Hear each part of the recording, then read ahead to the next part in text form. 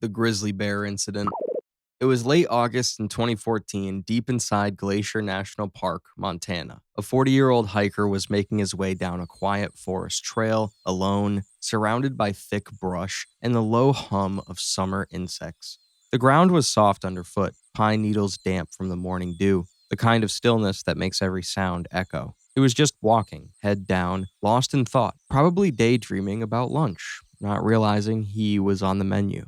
Then, from up ahead, there was a rustle. He looked up and froze. Not 20 feet away stood a grizzly sow, massive, powerful, and flanked by two cubs. Her eyes locked on him instantly. Shoulders dropped, ears flat, lips curled back, a warning clear as day. He tried to step back, maybe raised his hands, but hesitation was all it took. She lunged. The sound was like thunder through the trees. In 3 strides, she was on him, swiping with claws as long as knives. The first blow tore across his chest, shedding through fabric, skin, and muscle. Another came down on his shoulder, breaking bone with a wet crack. He hit the ground hard, gasping, but she didn't stop. Her weight slammed into him, pinning him into the dirt. Jaws clamped down on his head, pressure so strong it fractured his skull. He screamed, tried to roll, but she raked his back open, each claw carving deep furrows into flesh. Another bite crushed his ribs, forcing the air from his lungs in a blood-choked gasp. The attack was quick, brutal, and absolute. By the time rangers reached the site, the bear was gone, her cubs led safely into the brush. The hiker lay where he fell, shirt torn to ribbons, skull fractured, chest caved in, and the ground beneath him stained dark red. The King Cobra incident. In 2018, in the forests of India, locals spotted a massive king cobra near a roadside ditch. Its hood flared, body coiled tight, ready to lash out at anything that got too close. Instead of running, a well-known snake handler stepped in, calm and steady, the crowd watching as he reached down with a stick, aiming to capture it before it slithered off into the village. He moved slowly, eyes fixed on the cobra, every muscle tense. The snake hissed, head rising higher, mouth opening just enough to show its fangs. Then, with lightning speed, it struck. Its fangs drove deep into his forearm. He jerked back, dropping the stick, clutching his arm as the cobra coiled again, still watching. The bite marks began to swell immediately, darkening under the skin as venom coursed through his bloodstream. Within minutes, his breathing turned shallow, his legs weakened, and his voice cracked as he tried to speak. The crowd, panicked, rushed him into a nearby van, shouting directions, calling for help. Someone pressed cloth to the wound, another tried to keep him talking, but the venom was already taking hold. His fingers twitched, his head lolled to the side, and his chest struggled to rise. Halfway to the hospital, his body began to stiffen. His eyes rolled back, breath rattling, lungs paralyzed, one gasp at a time. By the time they reached the gates, his pulse had faded. The rescue team carried him inside, but it was too late. He was gone before doctors could even open the door. A single bite from the king cobra had shut his body down in minutes, leaving the crowd outside silent, the snake already gone, sliding back into the trees. The crocodile incident. This next case took place at a pearl farm near Lake Toba, North Sumatra, Indonesia. It started out as just another quiet workday, mist rising off the water, workers hauling feed buckets, and the low rustle of movement from the crocodile pens.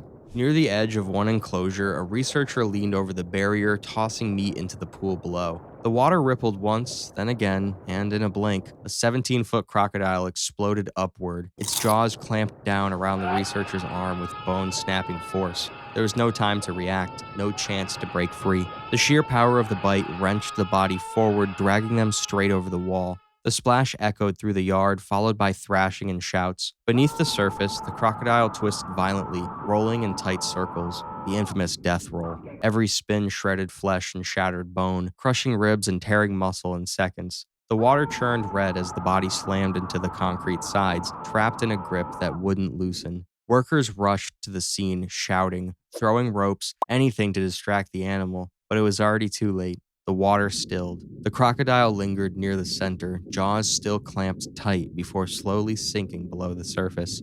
When rescuers finally pulled the body out, the injuries told the whole story. Deep punctures, crushed limbs, and lungs filled with water. It wasn't a drawn-out struggle. It was fast, brutal, and final. The crocodile was later moved to another facility, calm and unbothered as if nothing had happened. The Great White Shark Incident. Off the coast of Esperance, Western Australia, the ocean was calm and clear, the kind of morning divers dream about. The water shimmered like glass, sunlight cutting deep through the blue as a small dive boat drifted ashore. A seasoned instructor prepped his gear, adjusted his mask, and slipped beneath the surface. For a few minutes, everything was still. No currents, no noise, just the sound of bubbles rising and fins slicing through the water. Then, from the deep, a shape began to form. Witnesses from the boat saw it first, a pale outline circling below, slow and deliberate. A great white shark, massive and silent, tracking its target with practiced precision. It made one full circle, closing the distance with each pass until it struck. The attack came without warning. The shark surged upward, jaws wide, clamping down across the diver's left side. Teeth like knives punched through the wetsuit, tearing through flesh and bone in a single devastating bite. The impact ripped through the regulator from his mouth, spinning him in the water as clouds of blood bloomed outward. Panicked shouts rang from the boat. His partner dove toward him, but the water had already turned red. The shark released, circling once more before vanishing into the depths, leaving silence in its wake. The diver floated motionless, his arm and shoulder torn away, the sea around him dark and heavy. Crew members pulled him aboard within seconds, but the damage was catastrophic. Despite desperate efforts, the blood loss was too severe. Within minutes, his pulse faded beneath the roar of the waves. The Lion Incident.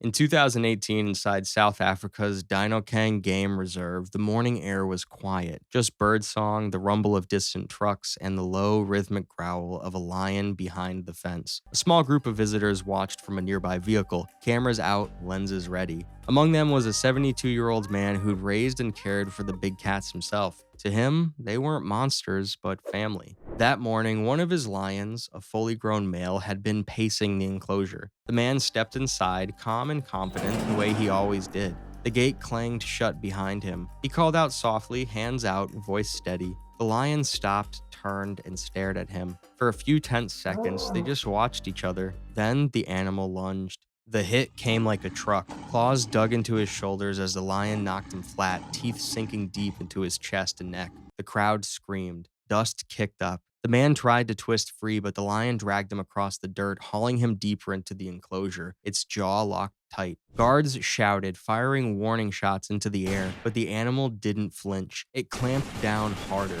crushing ribs with every shake, cutting off his air. Within moments, his movement slowed, then stopped altogether. Park staff rushed in, rifles raised. A final shot cracked across the reserve, echoing through the trees. The lion collapsed beside him, still, silent, its golden fur stained dark. The bee incident. In Pentago, Texas, a man was driving his tractor across a field when the equipment struck an Africanized honeybee hive. The disturbance didn't just wake a few bees, it unleashed a storm of tens of thousands. Within seconds, a black buzzing cloud engulfed him, the air thick with wings and stings. He tried to swat them off, kicking and flailing, but there was no escape. Bees swarmed every exposed inch of skin, drilling their barbed stingers in relentlessly. His face, neck, and arms swelled instantly, red and blistered, while stings peppered his torso and legs like molten pins. Each attempt to brush them away only drew more, their venom coursing through his bloodstream. Breathing became a struggle as swelling spread to his throat and airway, tightening like a noose. Every inhale burned, every exhale rattled through congested lungs. He stumbled from the tractor, coughing, gagging, and clawing at his face, eyes watering, lips puffing unnaturally. The swarm followed him across the field, unyielding and merciless. Neighbors watched from a distance, shouting, but even with assistance coming, it was too late. His body collapsed to the ground, arms flailing briefly before lying still. The skin was a patchwork of red and purple, his eyes nearly swollen shut, chest rising shallowly as his airway closed. Within minutes, the venom and swelling had suffocated him, leaving the field silent except for the distant hum of angry bees still circling the hive. By the time first responders arrived, there was nothing left to save, just the aftermath of an unstoppable swarm and a man claimed by the sheer force of nature's deadliest little warriors. If you've made it this far, congrats. You've just survived a tour through some of the deadliest encounters the animal kingdom has to offer. That's all I've got for today. So maybe don't wrestle cobras, ignore crocodile warnings, or swim with great whites. Keep an eye on your surroundings, respect the wilderness, and stay safe out there.